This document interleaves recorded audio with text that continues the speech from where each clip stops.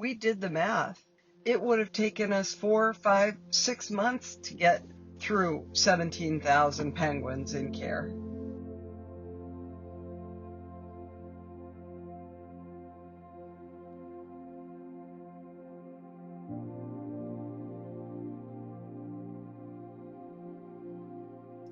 When we started instituting the penguin feeding boxes, we went from being able to force feed half the animals in-house, so like 8,500 penguins, in one workday. And very quickly, we went to 100% of the animals in-house were all fed and happy. The doors, front and back, on the wide part of the box, slide up. And with 3 penguins in each box, you could ensure that they each got at least 3 pilchards, more if they would take them, and then slide the door on the back side of the box up and they would go out. Shut the door, open the back door, and put 3 more in. By 5 or 6 o'clock in the evening, we had fed everybody in-house. I would go to the volunteer pool and I would say anybody who can commit to work, at least 5 hours a day, but preferably 8 hours a day for 1 to 2 weeks. You're the only people that I'm going to train how to wash a bird, because I need people that are going to be here to train other people. Normally, our protocol is to do 1 wash and to do the best job we can.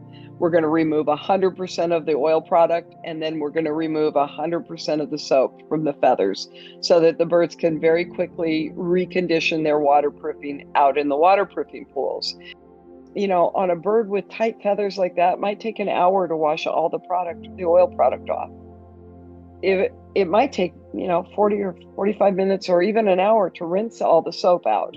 But the rinse was the big deviation. We did a 5-minute gross rinse. So we got as much of the soap off in 5 minutes.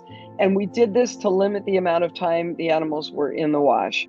To make up for that, we had these massive waterproofing pools. We could herd them with a board into these pools and give them a 5 to 10 minute bath every day. They have a little bit of extra body fat that other seabirds don't have. And that helps them not be hypothermic as quickly as maybe other kinds of seabirds. We made supervisors, swim supervisors. Their job was to make sure those penguins got in a big waterproofing pool more times today than yesterday and longer each time. We were averaging at one point like 500 birds a day washing. And this is what the crazy thing is. By the time we got to the end of the penguins that we needed to wash, we could hardly find the oil on them anymore. A short period of time in this water would allow them to rehydrate. They could drink all the water they wanted and get the feces off so that they were clean of the urates. And I don't think we had a case of feather rot because we did this.